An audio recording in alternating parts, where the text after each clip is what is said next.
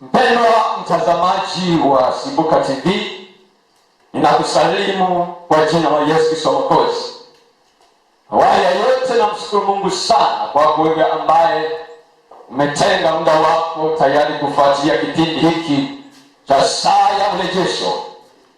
Jina langu naitwa Innocent Julius Ndawiga Konongo, ni mwinjilisti na mwalimu wa neno la Mungu ambaye nimekuwa nazunguka huko na huko kwa ajili ya kuhubiri habari njema za ufalme wa Mungu. Lakini pia mimi ni mchungaji wa kanisa la EAGT Lango la Baraka ambalo liko katika mji wa Ifakara katika mkoa wa Morogoro. Kwa hiyo nakukaribisha ufuatane pamoja nami katika kipindi ambacho kitakuwa kinakujia siku kama ya leo na muda kama huu. Sasa leo nataka nizungumze na wewe. Ujumbe wangu wa somo langu nahusu utendaji wa ufalme wa giza. Utendaji wa ufalme wa giza. Lakini kabla sijaendelea na somo lenyewe, niweke msingi hapa juu ya aina tatu za serikali zinazotenda kazi hapa duniani kimfumo. Haleluya! Hapa duniani kuna aina tatu za serikali zinazotenda kazi kwa mfumo. Aina ya kwanza ya serikali ni serikali za wanadamu ambazo zinatenda kazi hapa duniani, na muundo wake huwa kuna mkuu wa nchi na amiri jeshi. Kama hapa Tanzania yupo mkuu wa nchi na amiri jeshi, lakini kuna mamlaka, kwa maana wizara mbalimbali zinazo wale wanaokaa kwenye baraza wanaweza kupitisha maamuzi ya nchi. Lakini pia kuna watendaji wa serikali, lakini kuna vyombo vya dola, lakini pia kuna wanachama au wananchi wenyewe. Hiyo ni serikali inatenda kazi kimfumo. Kwa hiyo kama rais hawezi kuongoza nchi kama yeye mwenyewe, anaongoza kwa mfumo. Ndio maana hata kimaliza muda wake anayefuata naye anaenda kwa mfumo. Haleluya! Lakini kuna serikali ya ufalme wa Mungu. Serikali ya ufalme wa Mungu au ufalme wa mbinguni. Hii serikali nayo kiongozi wake ni Yesu Kristo, lakini pia ana mamlaka chini yake ambao ni wale watumishi walioitwa katika zile huduma tano. Lakini pia wapo wana wa ufalme ambao ni kanisa. Haleluya! Lakini pia kuna majeshi pia. Ukisoma ile kitabu cha Waebrania sura ya 1 mstari wa 14 kwamba malaika ni roho watumikao kuwahudumia wale watakatifu katika urithi wa wokovu. Kwa hiyo naona Yesu pia anaitwa Bwana wa majeshi, ni amiri jeshi wa serikali ya ufalme wa Mungu. Lakini hiyo ni serikali inayotenda kazi kiroho hapa duniani.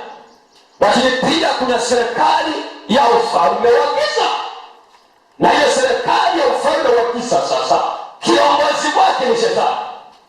Shetani naye anatenda kazi kwa mfumo.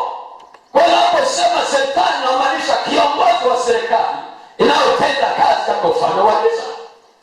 Sasa na yeye chini yake ana mamlaka, lakini sio mamlaka tu hizo, lakini pia naye ana majeshi, naye ana wakuu wa giza, wale watendaji. Sasa mimi nataka nianze kufundisha kwa habari ya serikali ya ufalme wa giza au serikali ya Shetani. Kwa sababu gani? Kimsingi serikali ya Shetani ya ufalme wa giza ndiyo ina wanachama wengi sana, inamiliki watu wengi sana duniani. Kwa ni muhimu sana tuanze kuijua hii.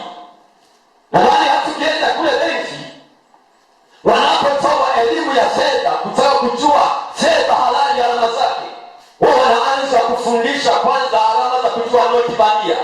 Kwa maana ukijua alama za noti bandia tayari umekwisha kujua alama za noti halali. Kwa hiyo sasa lazima tujifunze huyu Shetani ambaye kazi yake ni kuchinja na kuharibu, ambaye anasababisha mateso na uwezekana hata ninavyoongea unalala huko kwenye kochi lakini unaumwa. Yote ni kazi ya Shetani. Inawezekana kuna mambo yamekuchanganya, maisha yamekuvuruga, yote ni kazi ya Shetani. Kwa hiyo ni muhimu sana kujifunza kwa habari ya utendaji wa ufalme wa giza. Andiko letu la kitabu cha kufungulia somo hili, kitabu cha Wakorintho wa pili sura ile ya pili mstari wa 11. Wakorintho wa pili sura ya pili mstari wa 11. Biblia inasema shetani ashinda kapata kujishinda kwa sababu hatukosi kuzijua fikira zake. Umesikia?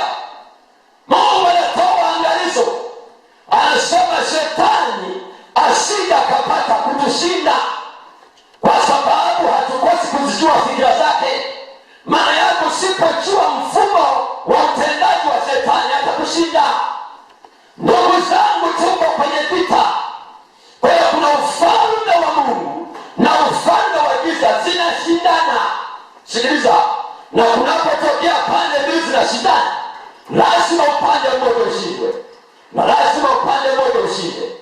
Na Biblia imesema ule upande unaoshinda mwenzake, ule ulioshindwa huwa anautumikia ule ulioshinda.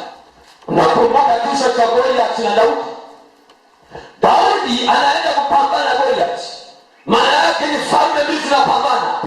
Wafilisti wakiwa wanawakilisha ufalme wa giza, Wayahudi chini ya Daudi wakiwakilisha ufalme wa nuru, ufalme wa Yesu Kristo.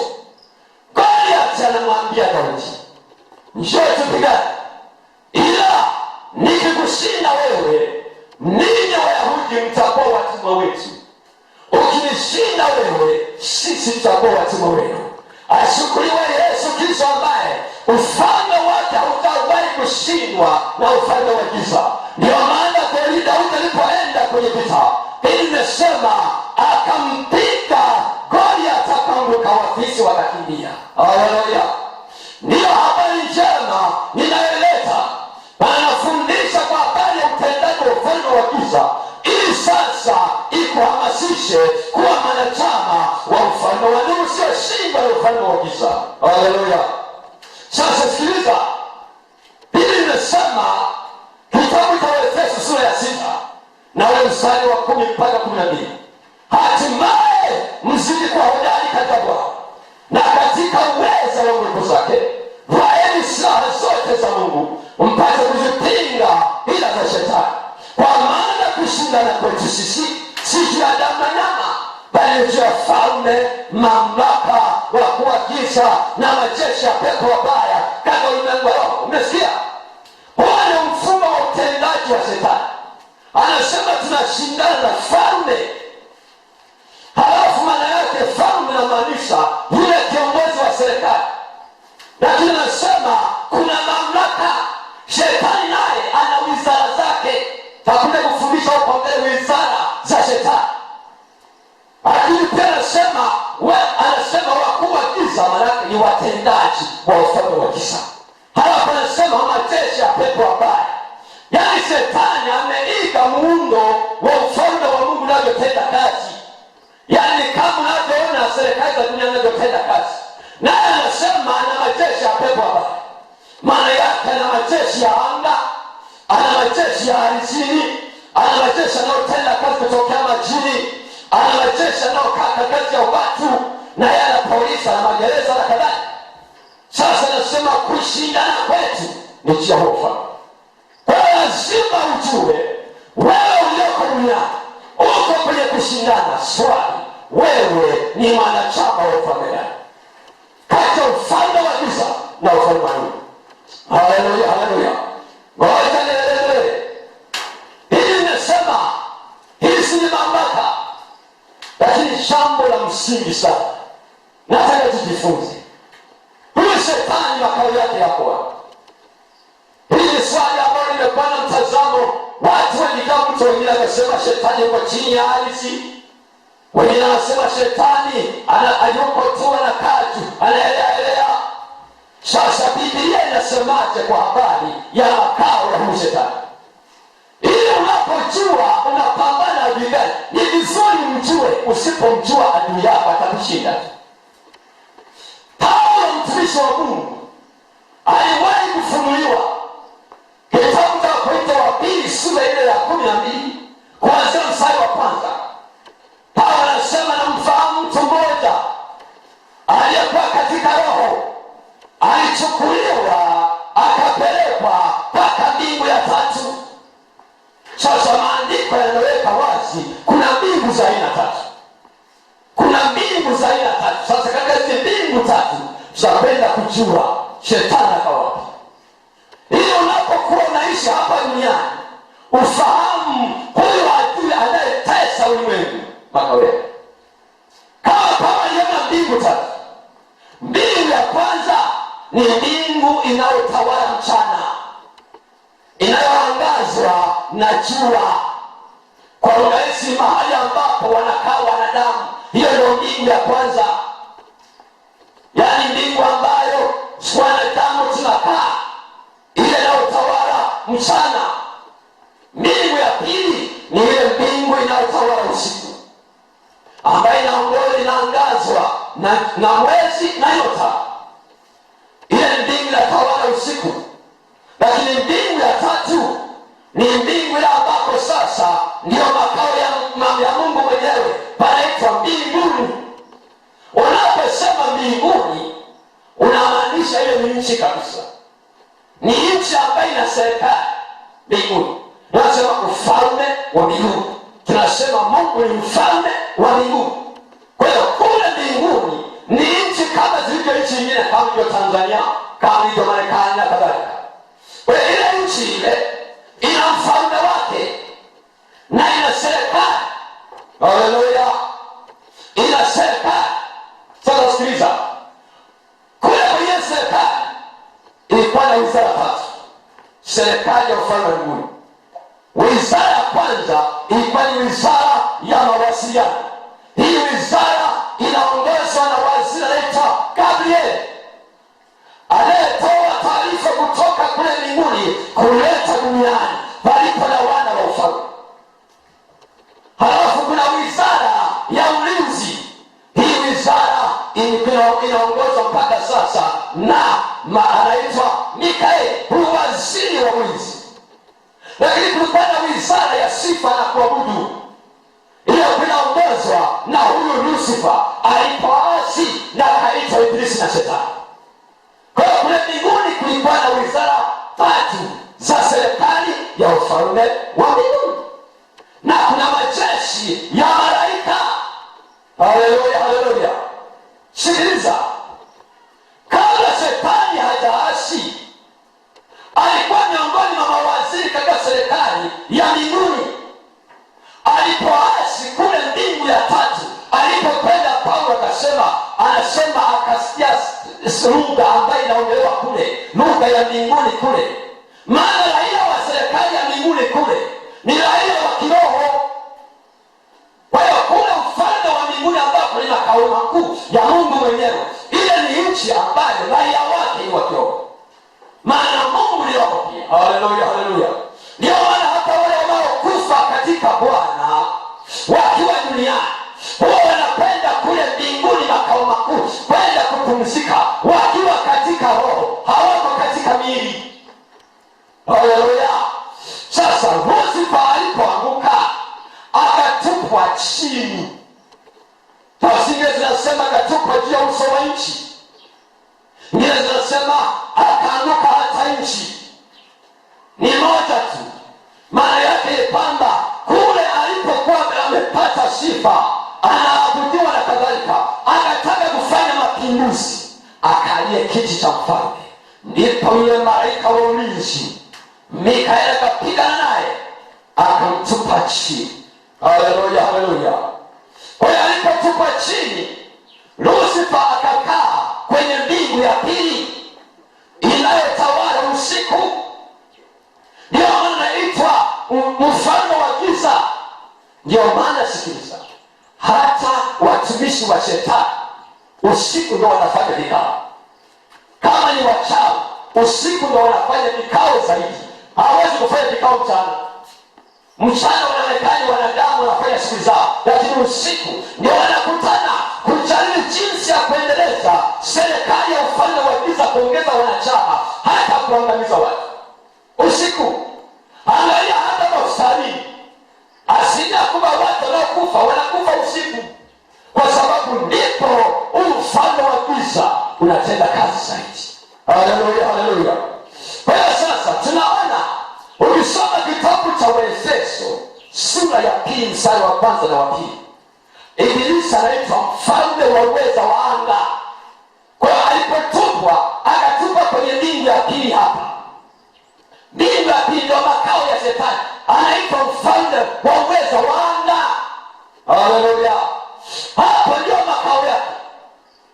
Sikiliza, mbingu ya kwanza hii ilidizainiwa kwa ajili ya makao ya Adamu na uzao wake. Kwa hiyo Shetani hakudizainiwa kutawala, kutenda kazi hapa duniani. Mungu, sikiliza, ni mfalme. Na ukitaka kuielewa Biblia, isome katika muktadha wa kifalme. Mimi nimefanya utafiti sana wa Biblia kwa muda wa kutosha. Kama unasoma Biblia katika hali ya kawaida unaweza sielewa sana, lakini Biblia inazungumza kwa habari ya mfalme, inazungumza kwa habari ya ufalme na wana wa ufalme, inazungumza kwa habari ya mambo matatu. Sasa Biblia inaandikwa katika muktadha wa kifalme.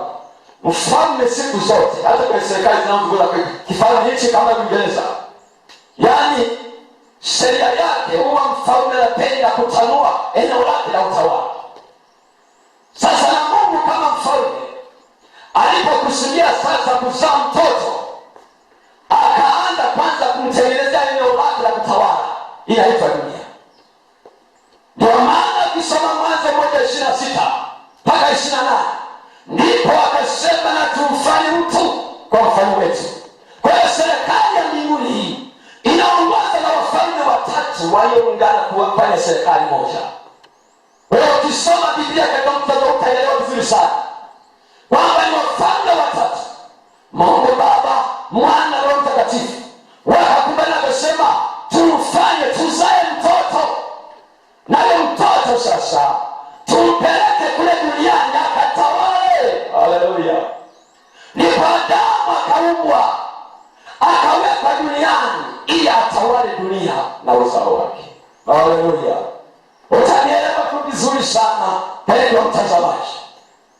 Kwa hiyo Shetani hakudizainiwa kutawala hapa duniani. Dunia sio eneo lake hakika mahususi ya Shetani, wala sio makao yake. Utaelewa? Ndio maana kuelewa vizuri, soma kitabu cha Ayubu. Siku moja, haleluya, Mungu akamuuliza Shetani. Ila Ayubu sura ya 1 mstari wa 6 na kuendelea, anamuuliza Shetani, Shetani, umetoka wapi wewe? Shetani akamwambia, nimetoka kuzunguka duniani huko na huko humo. Maana yake alimuuliza kwa wapi? Mungu anakaa kwenye mbingu ya tatu. Sasa anamuuliza Shetani anakaa kwenye mbingu ya pili. Anamuuliza, umetoka wapi? Mbona nilipochungulia sikukuona? Shetani anamwambia, nimetoka duniani kuzunguka huko humo. Haleluya! Sasa sikiliza, swali liko hivi. Mtu anayezunguka maana yake hana makao hapo, hana mahali pa kumtafuta, kwa kumtafuta hapo, anazunguka yani kama mzunguaji. Anasema nimetoka kuzunguka duniani. Mungu akamwambia, umemwona mtumishi wangu Ayubu huko? Kwa kuwa hakuna aliye kama yeye, mtu mwelekevu, mkamilifu, mcha Mungu na anayetenda haki. Shetani anamwambia Mungu, kwa nafikiri ya Ayubu anakucha bure? Si kwa sababu mzingira na mali, unampa watoto na kila kitu. Wewe niruhusu niende muone kama ataenda kushikamana na wewe. Na Mungu alikwisha kumwona Ayubu. Hata sasa Mungu anaweza aona moyo wake, anaona mpaka ndani, yuko mbinguni, lakini anaona anatenda kazi duniani kwa sababu ndio eneo lake aliyoweka watoto wake wakati. Anamwambia, na kuruhusu ende kwa Ayubu kuisa mambo yote, lakini Ayubu mwenyewe usimguse yote mkono wake. Maana yake yule mtu wa ndani. Lakini Mungu akampa ruhusa Shetani. Kwa mtu wa Mungu, Shetani anapokuja kwake, haja akiwa anaamini anakwenda kushinda. Anakuja kama mjaribu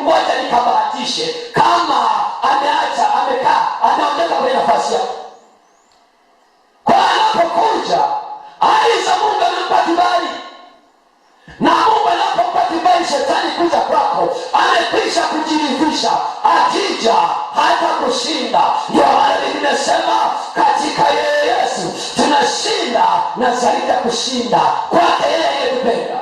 Haleluya. Mungu akamwambia nenda. Mungu alikwisha kumwona Ayubu. Sikiliza, Mungu hawezi kumwinua mtu asipompima kwanza, na Mungu hawezi kumpima, lazima muamini mtu kwanza. Sasa alitaka Ayubu aje kuwa ni kielelezo na fundisho kwa wanadamu wengine wote, ya kwamba yeye anayeshikamana na Bwana hata kama anapita kwenye majaribu na mateso, Bwana atakuwa pamoja naye.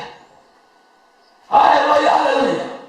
Kwa hiyo tunaona hapa Ayubu, shetani akatuma majeshi yake, akaanza kuvuruga kila kitu, akavuruga, akaangamiza watoto siku moja, akaangamiza mali, kila kitu. Lakini Ayubu yeye kama mtu wa ndani, shetani hakuweza kumgusa. Ndio maana Biblia inasema Ayubu katika mambo yote hakumtenda Bwana kwa upumbavu. Haleluya, haleluya. Tunajifunza sasa, huyu shetani anakaa wapi? Kumbe anakaa, yeye ni mfano wa uwezo wa anga, anakaa kwenye anga. Ndipo alipotupwa. Na sikiza nikwambie, kule mbinguni, serikali ya mbinguni inaongozwa na kalenda inaitwa saa ya umilele. Kitu kikiharibika kule mbinguni hakinaga marekebisho. Ndio maana Lucifer alipoanguka, nafasi yake haikuzibwa mpaka kesho, kwa sababu inaongozwa na kalenda ya saa ya umilele. Lakini hapa duniani tunaongozwa na saa ya majira na nyakati. Kitu kikiharibika, ikifika wakati wa utimilifu, Mungu anaweza akirejesha tena. Ndio maana mtu anaweza kawa amekuwa mcha Mungu sana, akikengeuka anaweza kawa nafasi ya kurudi tena kwa Mungu. Ndio maana Adamu, pamoja na kwamba alianguka, lakini ilipotimia utimilifu wakati wa Galatia 4:4, Mungu akamtuma mwanae akaja kumrudisha tena Adamu na uzao wake katika nafasi yake kwa njia ya Kristo Yesu. Hiyo ni tofauti. Haleluya. Sasa huyo ibilisi anayetikisa dunia, tunaona hadi kitabu cha Danieli sura ile ya 10.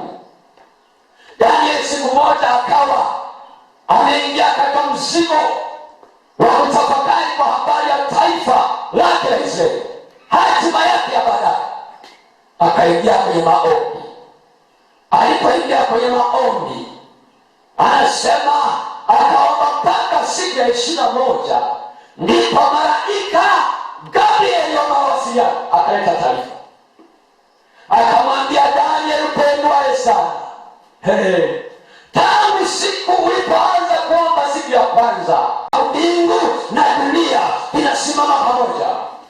Ndio maana Yesu alimwambia Petro kwenye Mathayo 16:19-20, Petro, nimekupa funguo za ufalme wa mbinguni.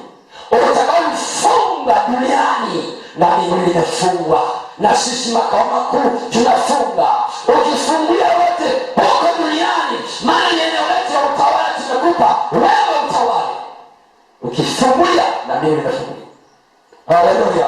Kwa hiyo Danieli alipoomba, tunaona sasa kadri alivyoendelea kuomba, yale maombi yakasababisha yule mfalme wa Wajemi na vikosi vyake vya anga vinazidiwa nguvu, huku Mikaeli akienda kupambana, ndipo anga ikafunguka, ndipo malaika akamwambia majibu ya Danieli.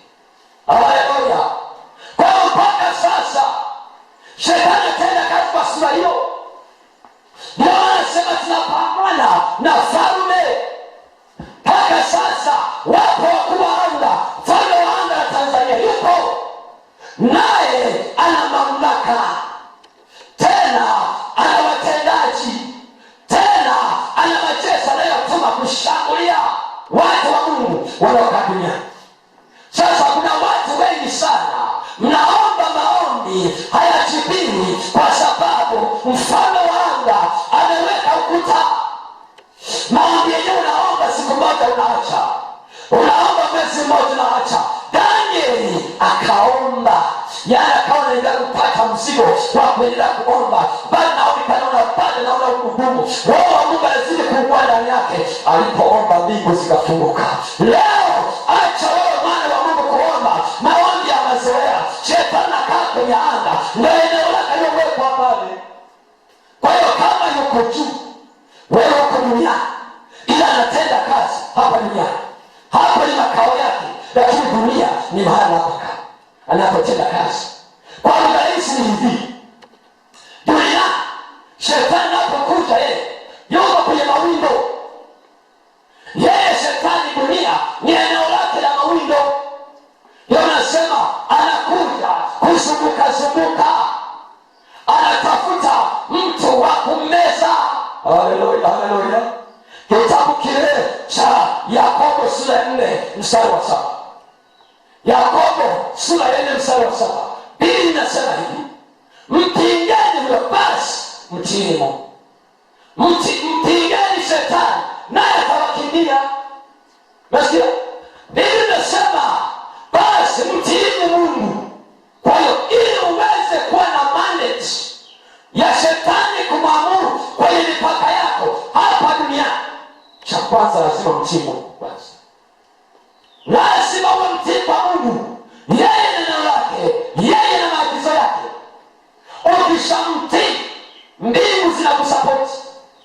Ukifunga lolote hapa duniani ambalo hauhitaji kwenye maisha yako, ambalo hauhitaji kwenye familia yako, ambalo hauhitaji kwenye ndoa yako, Biblia inasema shetani atakimbia. Kwa nini anakimbia? Na yeye shetani anajua kabisa kwamba hapa duniani sio eneo lake la utawala. Hakudizainiwa shetani kutawala hapa duniani, hapana. Yeye anatawala hapa duniani kwa sababu ya ujinga wa wana wa Mungu kuto kutambua nafasi yao. Biblia imesema watu wa Mungu wanaangamizwa kwa kosa maarifa.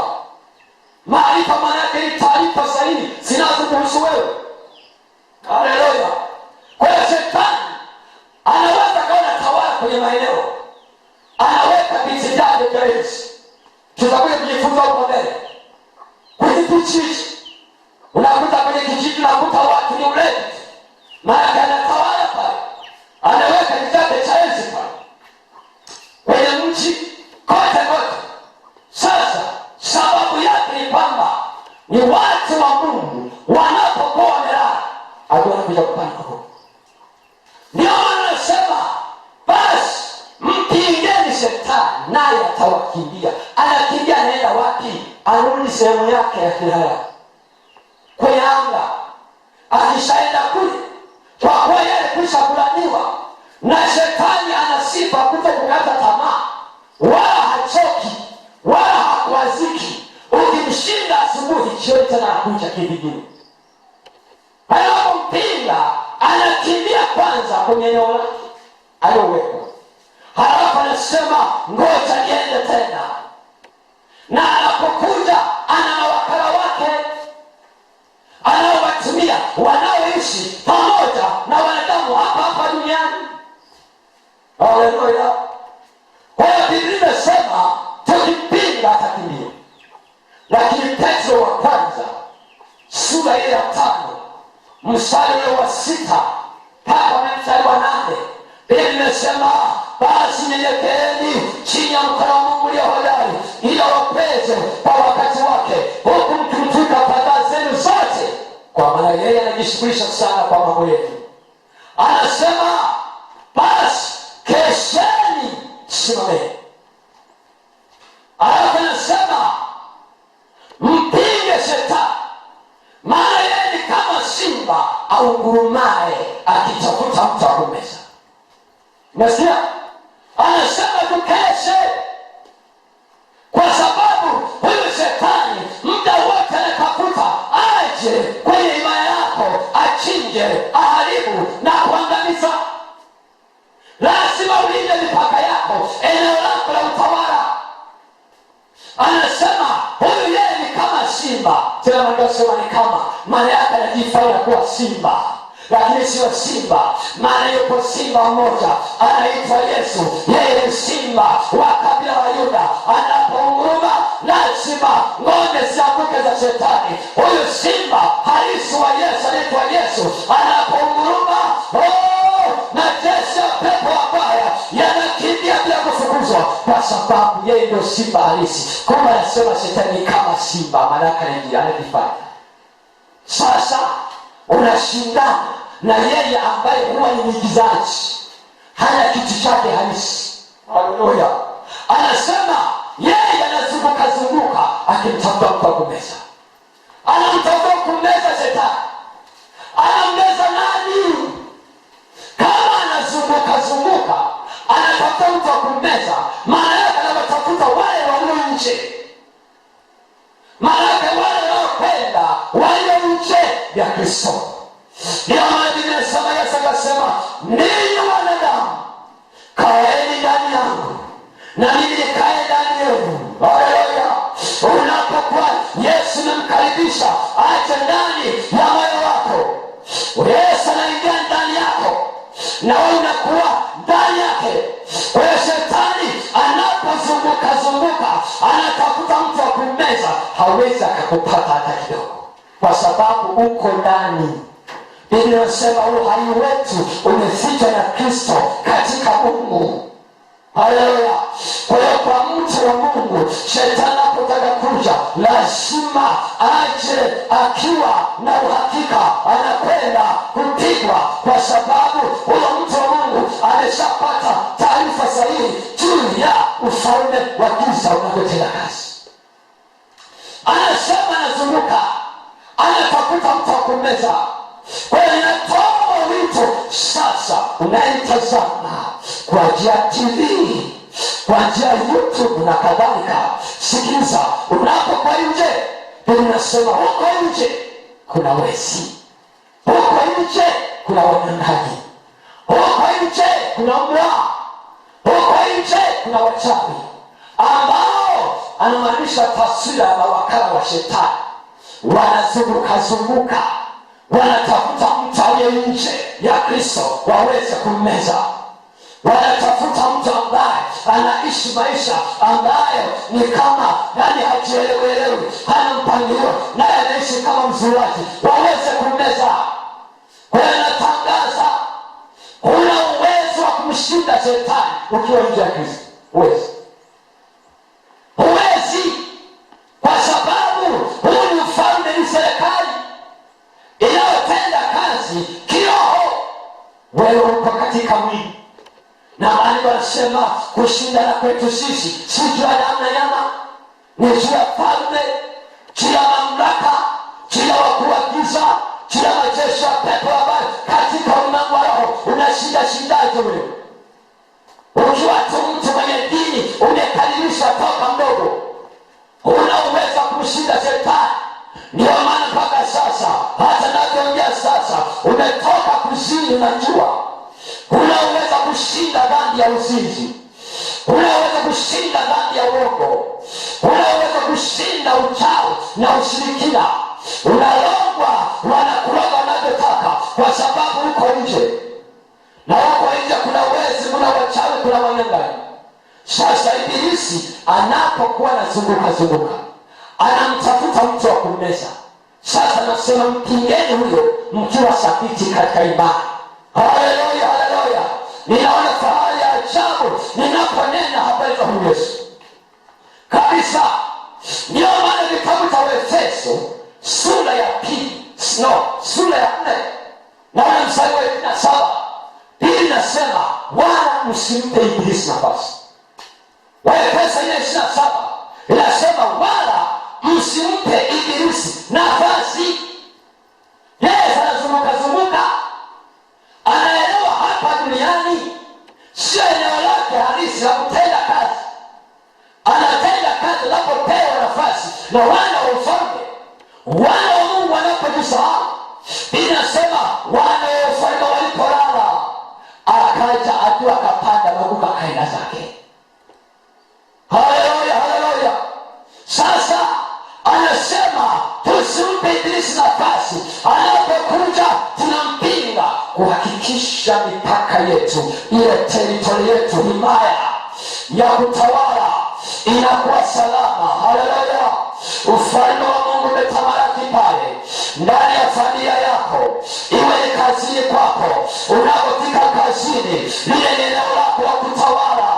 Shetani hawezi kaweka kichake cha enzi pale, nao ndio maana mtu aliyeokoka huwa hawezi kukimbia wachawi, wenyewe nakimbia, maana ukishaokoka wewe ni ufalme wa Mungu umeingia ndani yako. Lazima nuliangaza giza, lazima likimbie. Ni aibu sana mtu anasema ni wa Mungu, anakimbia anasema hii nyumba ina wachawi wengi sana, huu mtaa una wachawi wengi sana. Ujielewe. Haleluya, haleluya. Maana yake ni kwamba silaha una, maana yake wewe ni mtumwa, ingawa ni Bwana wa yote. Anasema tusimpe Ibilisi nafasi. Yeye anazunguka anatafuta nafasi, akiipata huwa ni mwaminifu sana. Shetani akiingiza mguu wake akutoa, lazima ache damu inamwagika. Gharama ya kushinda ni kubwa, ndugu zangu, ni kubwa. Ndio maana naomba ufumbuliwe macho, ujue kwamba tumaini la kweli, maisha salama ni kuingia ndani ya Yesu Kristo. Anasema tusimpatie na Ibilisi nafasi. Ngoja nikupe mfano. Ukisoma kitabu cha Danieli, nenda kasome kuanzia sura ya kwanza, ya pili mpaka ya tatu na kuendelea. Utakutana na vijana wanne. Wale vijana walichukuliwa kwenda utumwani wa Babeli. Hanania, Mishaeli, Azaria na Danieli mwenyewe, wakiwa vijana wadogo, umri sio chini ya miaka 22, wameenda utumwani kama wana wa Israeli, wana wa Yuda. Lakini wale vijana walitambua nafasi yao kwenye ulimwengu wao, walijijua wao ni wana wa ufalme, na walijua Mungu ni ufalme wa mbinguni, nchi na vyote vijazao ni mali yake. Walitambua Mungu ni mfalme wa mbinguni, aliumba dunia mahususi kwa ajili ya wanadamu wa kale. Biblia inasema Zaburi 115 mstari wa 16, mbingu ni mbingu za Bwana, lakini nchi amewapa wanadamu kama. Unaona, mbingu ni mbingu za Bwana kule makao makuu, lakini dunia naposema nchi, maana yake ni ardhi yenye mipaka halali, amewapa wanadamu waweze kutawala. Ndio maana Isaya 44:15 nasema Mungu hakuumba dunia iwe ukiwa, aliumba dunia ikawa na watu, na watu wenyewe ni mimi na wewe. Kwa hiyo Yesu alichokuja kufanya, alikuja kurejesha eneo la dunia lilokuwa limechukuliwa na Shetani, akifanya mapinduzi kwa Adamu, kuwarudishia wana wa ufalme, akaturudishia na mamlaka. Haleluya. Sasa sikiliza, hawa vijana walitambua wao ni wakina nani, pamoja na kwamba wako utumwani. Walisema hivi, tunataka tumdhihirishe Mungu wetu wa mbinguni, ambaye yeye ni mmiliki wa pote. Hata hii ya Babeli, nchi ya Babeli, pamoja na kwamba ilikuwa ni milki ya Shetani, ilikuwa inatawaliwa na Shetani. Kitabu cha Waebrania sura ya 11 kuanzia mstari wa 34 inasema kwamba wale watu walikuwa hodari katika vita. Walitiwa nguvu baada ya kuadhaifu, waliweza kumiliki miliki za wafalme, walifunga vinywa vya simba, walizima miali ya moto. Tena nasema walifukuza majeshi ya wageni, watu ambao ulimwengu haukushirikwa nao. Haleluya.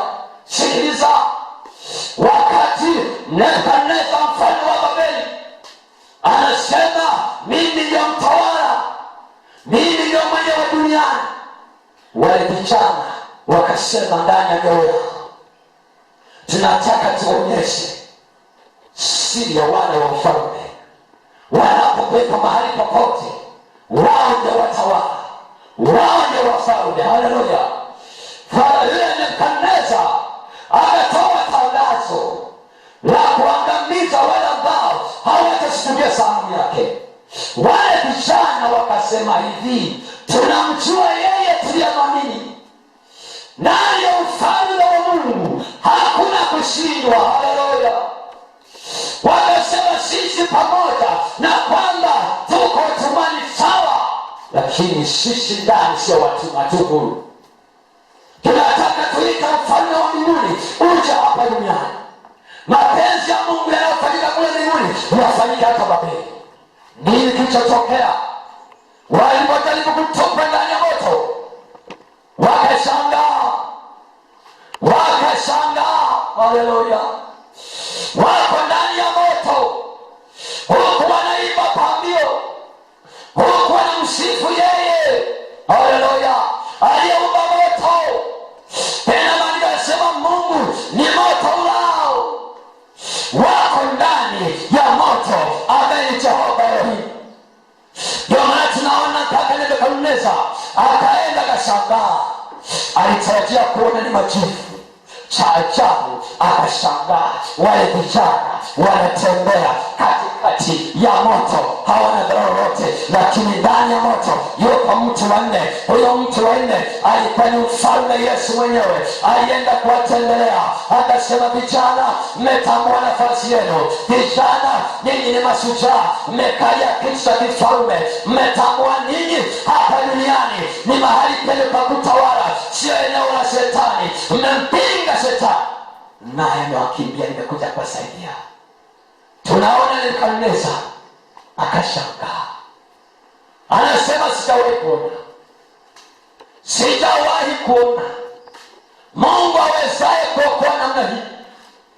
Ndipo tunaona Nebukadneza akatangaza kwamba katika ufalme wangu wote watu wote watetemeke mbele za Mungu wa vijana hao, kwa sababu yeye ni Mungu aliye hai, anayetenda ishara, miujiza na maajabu mbinguni na duniani. Soma, anasema Nebukadneza mwenyewe na appreciate kabisa, anasema huyo Mungu wa kina Mishaeli, Azaria na Hanania anatenda miujiza mbinguni na duniani.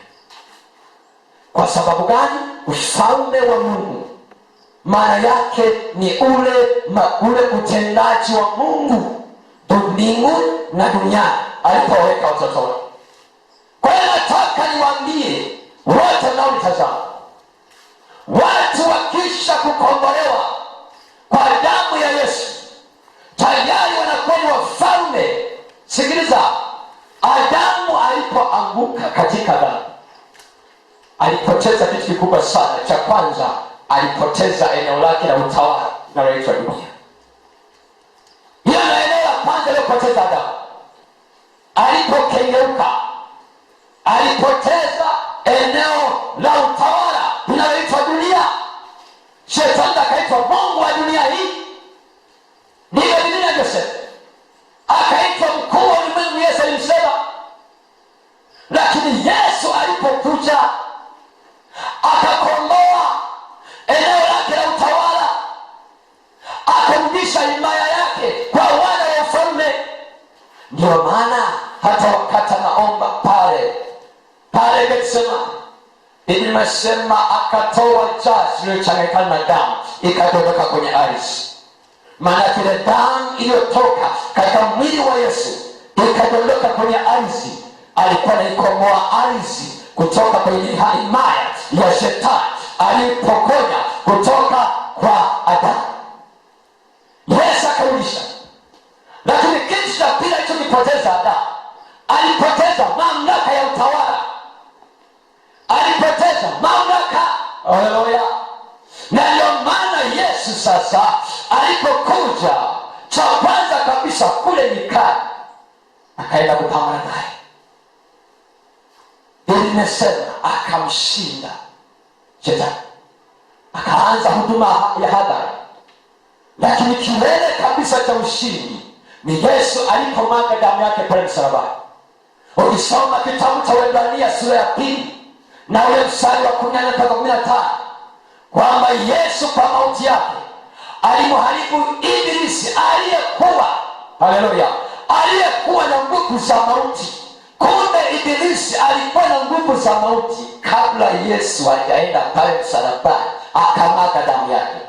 Alipomwaga damu yake msalabani, kazi ya damu ya Yesu ni kuondoa uhalali wa shetani kuwa mkuu na mtawala wa dunia, ili sasa dunia irejee mikononi mwa wana wa ufalme. Haleluya!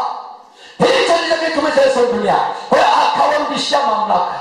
Ndio maana Yesu akasema kwa Injili ya Luka, nimewapa amri ya kukanyaga nyoka na nge na nguvu zote za adui shetani, wala hakuna kitu kitakacho wadhuru. Huyu ni Yesu anatuhakikisha wana wa ufalme, ametupa mamlaka ya kukanyaga. Tunakanyaga. Kwa hiyo shetani hayuko chini ya ardhi. Anapokusema kukanyaga, maana anamaanisha nafasi yetu, tuko juu yake. Maana Maandiko yanasema kitabu cha Efeso sura ya 2 mstari wa 6 kwamba Yesu tulifufuka pamoja na Kristo, tumeketi pamoja na Yesu kwenye mkono wa kuume wa Mungu Baba. Kwa kwenye ulimwengu wa roho, kazi yetu sisi tunatembea hapa duniani kama wafalme na watawala, lakini hiyo ni kazi ya damu ya Yesu. Nilikuwa nafundisha kwa habari ya sehemu ya kwanza ya utendaji wa ufalme wa giza. Tunaona ilimesema shetani asije akapata kujishinda, kwa sababu hatukosi kuzijua fikira zake, hatukosi kuzijua. Lakini pia tunaona huyu shetani anakaa wapi? Tunaona anakaa kwenye mbingu yapi? Hapo kwa kufanikisha kazi zake duniani za kuchinja na kuharibu na kuangamiza.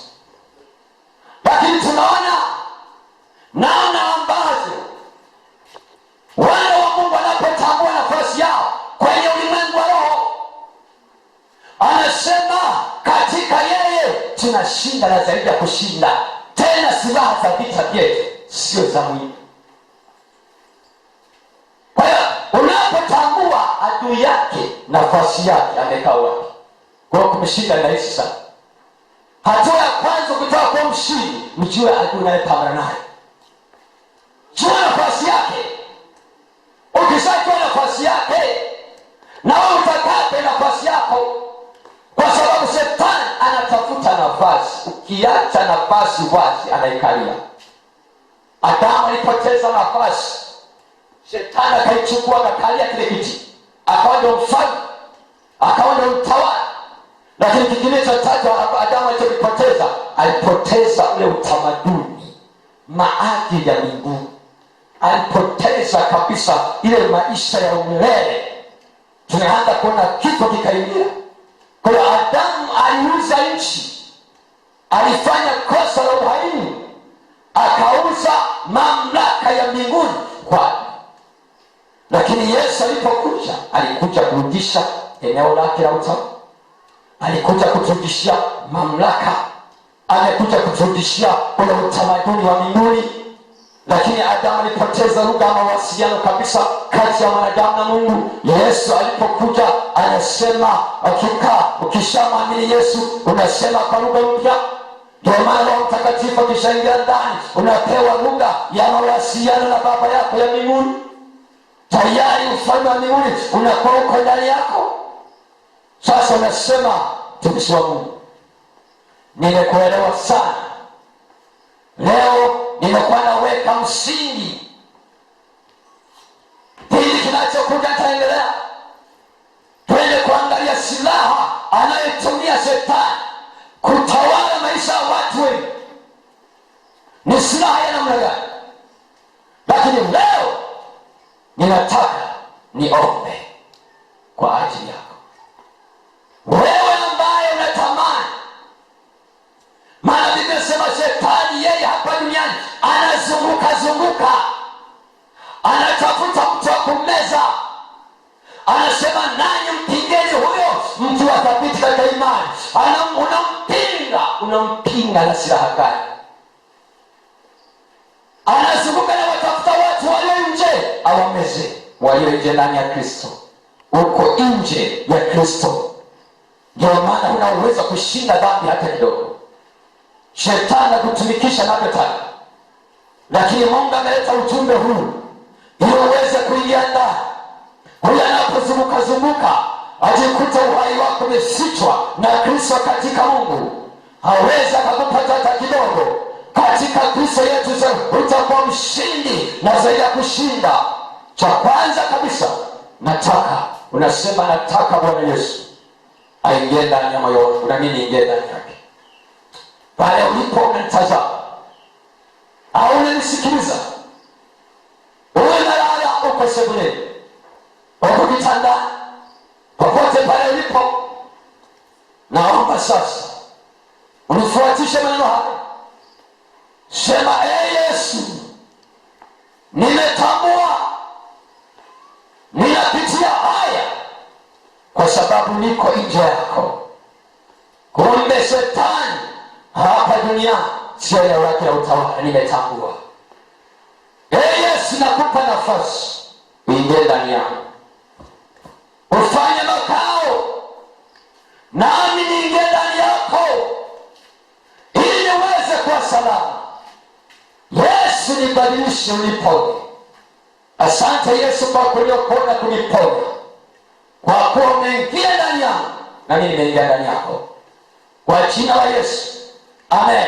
Sasa Zaburi 103 mstari wa 3 nasema, akusamehe maovu yako yote, akuponya magonjwa yako yote. Muujiza mkubwa kuliko yote ni kupatana na Yesu. Yesu akishaingia ndani, amekusamehe maovu na madhambi zako zote. Hatua inayofuata ni kuponya na magonjwa yako yote. Inawezekana uko hali mbaya, una tatizo zito sana, umekata tamaa, yaani umefika katika wakati mgumu sasa, uko njia panda. Sasa inawezekana hebu tazama kwenye skrini yako, kutanisha mkono wako na mkono wangu, nami napenda kuiachilia nguvu ya Mungu kutoe kwenye shimo hilo, kwenye tatizo hilo. Wewe ni mgonjwa, una tatizo lolote, Bwana Yesu akutoe hapo. Naiachilia nguvu ya Mungu sasa. Baba, katika jina la Yesu, ninaomba kwa ajili ya baba na mama, kijana, binti huyu amekata tamaa, amekufungulia mlango. Yesu, umeingia ndani yake. Naomba sasa ukapate kumponya kwa jina la Yesu Kristo Mwokozi. Ninapiga kila nguvu yote ya mkamata, kila ufalme wa giza unamtawala miaka mingi na mtumikisha, ninaumawa sasa kwa jina la Yesu. Yawe ni magonjwa na yamawa kwa jina la Yesu, iwe ni vifungo na mawa kwa jina la Yesu. Kila kinachomsonga na kiamuru pepo, wewe chini makata, wewe kusikia kumnyonga na kupiga na kukuamuru, ewe chini Maimuna Subiani jini Anzura, na kuamuru sasa, mwachie sasa. Ninaiachilia moto usambae katika nyumba hiyo, usambae kote aliko kwa jina la Yesu Mwokozi. Ninaachilia uzima na afya, uwe hai kwa jina la Yesu. Amina. Ninaamini Mungu amekuponya. Sasa tukisoma Yeremia 30, Yeremia sura ya 3 mstari wa 15, hili nimesema, nani tawapa wachungaji wanipendeza moyo, watawachunga kwa maarifa yanayofaa. Hebu muombe Mungu akuongoze sasa kwenda kwenye kanisa sahihi. Mungu akupe mchungaji. Leo hii kuna wachungaji na kuna wachumaji. Mungu akupe mchungaji ambaye yuko tayari kufundishe kwa maarifa na ufahamu, na uweze kuwafundisha wengine. Wapo watumishi wa Mungu walioitwa kabisa, wamejitoa kwa katika eneo liko mji popote, wana wa majeshi kusaidia. Sasa angalia, namba yangu iko hapo, utanipigia na kunishuhudia. Lakini pia unataka ushauri wote, tutawasiliana. Kwa hiyo naomba na kukaribisha, mwambie mtu mwingine na saa kama ya leo, waambie watu wengi kwamba leo linaanza, yapo mambo makubwa ya ajabu. Utapata maarifa ya kipekee. Bwana wa majeshi akutendee mema na kutakia wiki njema ya ushindi na baraka tangu sasa uwe hai, kwa jina la Yesu, amina.